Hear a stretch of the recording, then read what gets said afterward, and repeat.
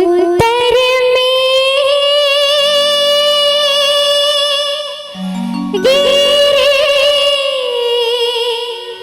गिरिराज हिमालय,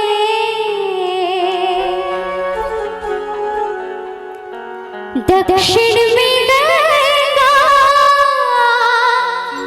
कुशीपुर वाले, और के पश्चिम में गंडक दलान छे। अपन मिथिला महान छे। के चलो चलो मिथिला, चलो चलो मिथिला, चलो चलो मिथिला नगरिया यो अपन मिथिला महान छे। चलो चलो मिथिला नगरिया यो अपन मिथिला महान छे। मिथिला महान छे, मिथिला महान छे, मिथिला महान छे, मिथिला महान छे। जटा पाहुनी हो जटा पाहुनी हमरे श्री राम छे, अपन मिथिला महान छे। चलो चलो मिथिला नगरिया यो अपन मिथिला महान छे। क्या बात!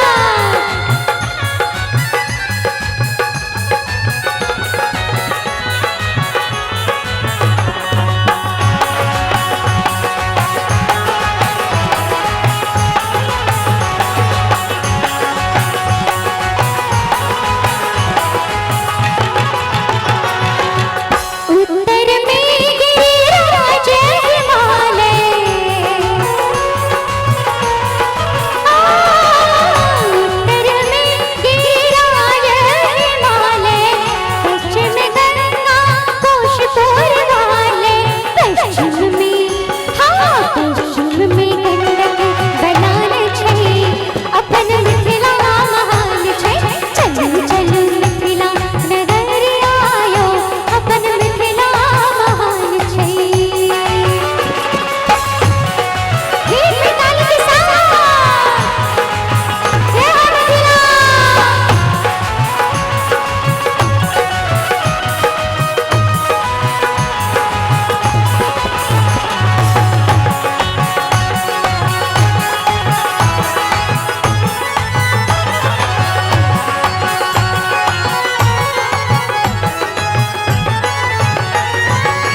भारती मंडल लोरियाची, भारती मंडल लोरियाची, सुसाजत होए वेदक गाछी। पाग गमछा हमरे पहचान छे। अपन मिथिला महान छे। चलो चलो मिथिला नगरिया यो अपन मिथिला महान छे।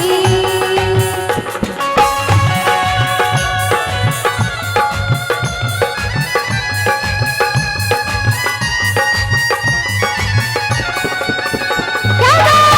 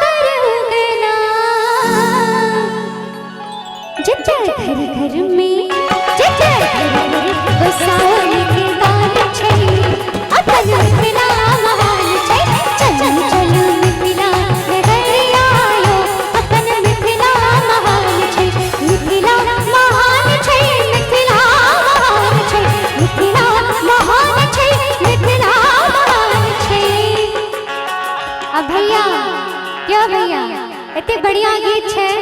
अच्छा है यहाँ सबके मिथिला वर्णन में कम से कम मिथिला वासी छी त दोनों हाथ उठा के अब मधुर मधुर ताल के साथ चलू चलू मिथिला